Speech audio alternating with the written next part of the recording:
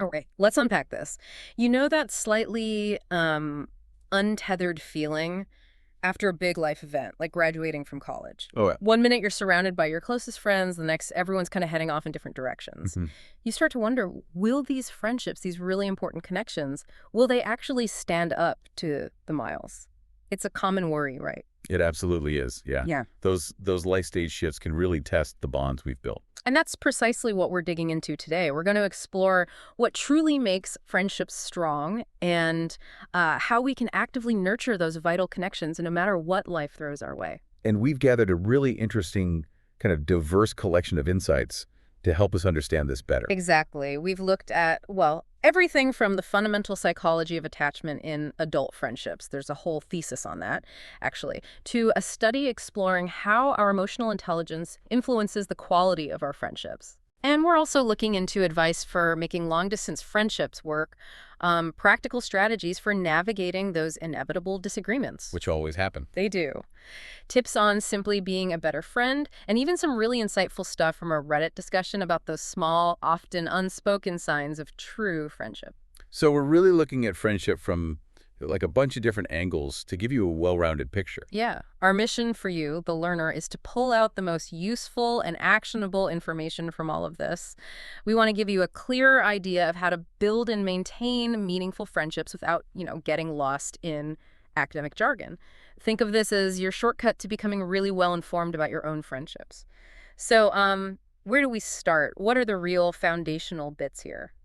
Well, one of the better concepts seems to be this idea of attachment. Now, when we hear attachment theory, we probably, first think about parents and kids. Right. Yeah. Babies and moms, basically. Exactly. But one of the sources we look at, a full thesis actually, makes a really compelling case that it extends significantly into our adult friendships too. Mm. Attachment theory, at its core, is about our innate human need for connection and security with others. Okay, so not just for infants, and you mentioned some research supporting that. Yeah, the work by Trink and Bartholomew found that young adults often have multiple attachment figures in their lives, and yes, that absolutely includes their friends. Mm. These close friendships can really fulfill those fundamental attachment functions, like needing a safe haven, somebody you can turn to when you're feeling vulnerable or upset, Okay. or that idea of proximity seeking, that natural desire to just be close to the people you care about. Friends can definitely provide that for us. That's really interesting. And I mean, romantic partners often become primary attachment figures later on, right? But this research, it's saying friends are still super important. Incredibly important, especially during young adulthood. That statistic about best friends, particularly for females, sometimes even ranking higher than fathers as attachment figures. Wow. That really underscores the power of these peer relationships during that time when you're, figuring out who you are. It really does. Okay, so we've got this underlying need for connection. But what's the actual glue holding friendships together? You mentioned values. Yeah, exactly. That's where shared values and similarity come in. Okay. The study by Lee and Duck was pretty fascinating. It showed that friends tend to have, well, significantly more similar values compared to people who aren't friends. And this holds true across different stages of a friendship. That makes intuitive sense, doesn't it? You're often drawn to people who kind of see the world in a similar way. It does, and this connects to Rokich's distinction between terminal values, those are the end goals, like happiness or security. Right, the big picture stuff. Exactly, and instrumental values, which are more about how we behave to get there, like being honest or ambitious, that kind of thing. Okay, so wanting peace in the long run versus valuing honesty day to day. Got it. Precisely. And the idea is that when your fundamental values line up with a friend's, it likely leads to a deeper understanding and a more supportive relationship. Which just makes the friendship feel more satisfying, I guess. Yeah, exactly. Smoother interactions, probably fewer big conflicts over core beliefs. Okay, so we've got attachment as the foundation, shared values as the glue. What about emotional intelligence? How does our ability to handle emotions fit into friendship quality? Right, this is where that 2019 study by Gunduz comes in. It specifically looked at the connection between emotional intelligence, let's call it EQ, and the quality of friendships among university students. And how do they actually measure that, EQ and friendship quality? So they used a couple of established scales. The EQ-NAD scale, that's for assessing different aspects of emotional understanding and management. Mm. And then for friendship quality, they use something called the FQUA, which looks at different dimensions like safety, closeness, acceptance, and help. How much you feel you can rely on the friend. Right, right. And what did they find? What was the main takeaway? Well, the key finding was pretty clear. A statistically significant positive relationship. Basically, higher levels of emotional intelligence correlated with better overall friendship quality. So the better you are at understanding and managing emotions, yours and others, the stronger your friendships tend to be. Exactly.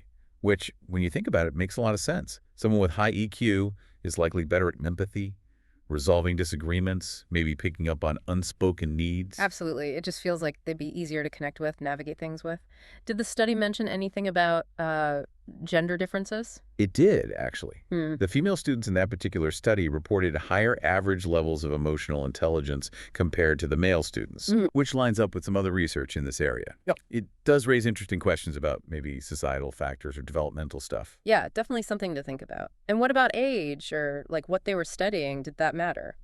Interestingly, age didn't seem to make a big difference in EQ levels among these university students. But their field of study did. Oh, Yeah, students in health sciences reported higher EQ compared to those in science and social sciences. huh. Maybe something about the training dealing with patients. Could be. Perhaps the nature of their future work emphasizes understanding and responding to emotions more directly. That's a really interesting angle. But the big picture seems to be that emotional intelligence is a really valuable asset for building those, reliable long-term friendships we all want. Definitely. Now let's shift gears a bit. Life happens, right? And sometimes our closest friends end up moving far away.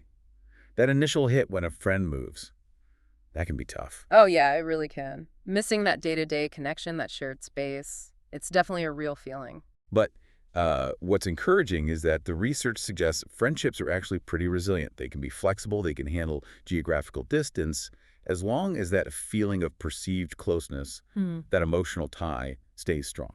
Right. So it's not automatic doom just because someone moves. It comes down to effort, doesn't it? Actively bridging that gap. Exactly. Nurturing that emotional connection becomes key. So, what are some practical things people can actually do to keep those long distance friendships going strong? Any tips from the sources? Yeah, there were some really good practical ideas. Things like starting a virtual book club so you have a shared thing to talk about, Oh, I like that. or really leaning into technology, regular calls, texts, even watching shows together Huh. and reacting in real time. That example of live texting The Bachelor really hit home. Haha. Yeah, Yeah, that's so relatable. It's about finding ways to still share experiences, even apart. absolutely. And it's so important to go beyond just the, hey, how's it going type stuff. Making an effort to have those deeper conversations, sharing struggles, asking for advice, celebrating wins that really maintains the intimacy. And being responsive, that's huge. Not leaving your friends hanging, on read for days. Yes, that conscientiousness, just being thoughtful about replying and staying engaged, seems really crucial for keeping that bond strong across the miles. Makes sense. And also finding ways to kind of grow together, even if you're experiencing similar life stages separately. Supporting each other through those changes can really strengthen the connection. That's a good point. And being genuinely happy for their new local friends, not getting weirdly jealous or possessive. Totally. Trusting the bond you already have is key there. Yeah. Actively resisting that jealousy. And maybe just having faith, believing the friendship can handle the distance. Exactly. That underlying confidence in the friendship itself goes a long way. Okay, so distance is navigable, but what about conflict? Even in the best friendships, disagreements pop up. It's just part of it, isn't it? It is. Yeah, conflict is pretty much inevitable in any close relationship. The important part is how we handle it. Our advice source had some really concrete strategies for different types of conflict. What stood out to you? I thought the advice for when you feel like unprioritized was really helpful. It was name the situation, say how you're feeling, and explain how you want to resolve it. Okay, so direct but not like accusatory. Exactly. And that suggestion, to use the phrase, the story I'm telling myself, is that's a great way to share your feelings without making it sound like you're stating a fact about their intentions. Oh, I like that. The story I'm telling myself is you're too busy for me right now. It opens things up instead of shutting them down. Precisely. It creates space for dialogue. And what about competitiveness? That can get awkward. Yeah, definitely. The advice was, first, do some self-reflection. Is it really competition, or is it maybe your own comparison issues acting up? Good point. Check yourself first. Right. But if it is a dynamic between you both, Maybe talk about it as something you've kind of co-constructed and suggest ways to maybe affirm each other before sharing big news, something like that. That sounds mature. And what about when a friend says something judgmental or harsh? It's so easy to just react, right? Totally. The advice there was to be specific with examples, try to keep your tone calm, and focus more on preventing it in the future rather than just endlessly rehashing the past hurt. Makes sense. Resolve and move forward. But what about those deeper clashes, like fundamental disagreements on politics or core values? That feels harder. Yeah, that's where boundaries become really crucial.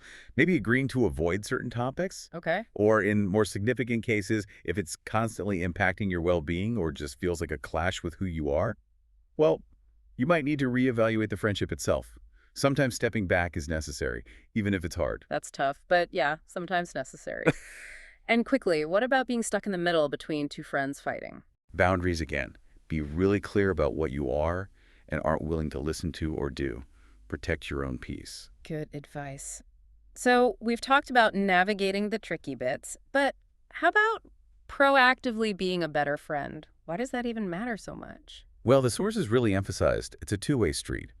Good friendships massively boost our happiness, buffer stress, improve mental health. That sense of belonging. Exactly. And they offer chances for growth, new perspectives, support through challenges. It's hugely beneficial for everyone involved. It really is. So, what are some mindful, practical ways we can actually be better friends? A lot of it boils down to being intentional. Things like active listening, really putting distractions away, focusing, showing you're engaged. Yeah, not just waiting for your turn to talk. Right. Showing appreciation, small things, a thoughtful text, a genuine compliment, being reliable, following through on plans, being someone they can count on, Builds that trust. definitely, and being there during tough times, offering support without judgment. Sometimes that's just listening, sometimes it's practical help. Just showing up. Showing up, exactly, being present emotionally and physically, and developing empathy, trying to truly understand and validate their feelings. All sounds simple, but takes real effort sometimes. It does. It's about investing quality time, being emotionally available, communicating regularly, showing appreciation consistently. And important to quickly mention being aware of red flags too, right? Yeah. Like constant negativity, someone always dismissing your wins, or never being around when you need them. Absolutely. Recognizing those signs is important for your own well-being.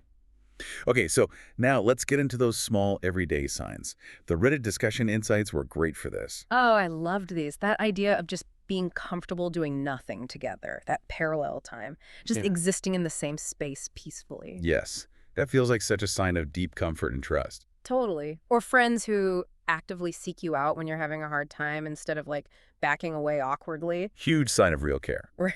Or just that simple call, hey, checking in, how are you doing? It shows they're thinking of you. So basic, but so meaningful. The money thing was interesting too, offering help without making it a big deal, valuing your company more than cash. Yeah, the nuance there was important. Mhm. And friends who just get it, they know when to back off a topic if you're upset, even if you're trying to pretend you're fine. That's that emotional intelligence we talked about in action. Exactly. And the classic, telling you you're wrong in private, but defending you fiercely in public. Yes, loyalty. Yeah. I also like the smaller things, like sending you a random meme or article that made them think of you. Or being the friend who actually shows up to help you move. That's a big one. Oh, for sure. And just seamlessly picking up where you left off, even after ages apart. Yeah, no awkwardness. Ultimately, it seems like it's about those consistent little signs, thoughtfulness, respecting boundaries, accepting your weirdness, Hmm. and genuinely investing in your well-being, even just sitting in comfortable silence. It says so much. Yeah. So, okay, as we wrap up this deep dive, if we had to boil it all down, what's the key takeaway on strong friendships? Well, it really seems to be a mix, doesn't it? You need that foundational connection, that attachment piece. You need those shared values for understanding. You definitely benefit from emotional intelligence to navigate things smoothly. Right. Then there's the active effort, especially with distance, and the skill to handle conflict respectfully. And finally, as that Reddit thread showed so well, it's often those small, consistent acts of care and consideration that really signal a true, strong friendship. It's the whole package, really. That's a great summary. Okay, so here's a final thought for you, the listener, to mull over. Thinking about everything we've talked about, which of these elements really hits home for you in your own friendships? And maybe what's one small, intentional step you could take this week? Could be deepening a connection, maybe reaching out to someone you haven't spoken to in a while, just taking a moment to reflect on your own friendship world. Yeah. Or perhaps even thinking about how your own attachment style might play out in your friendships or reflecting on your own emotional intelligence in those interactions. There's always more to learn about these connections that honestly make life so much richer.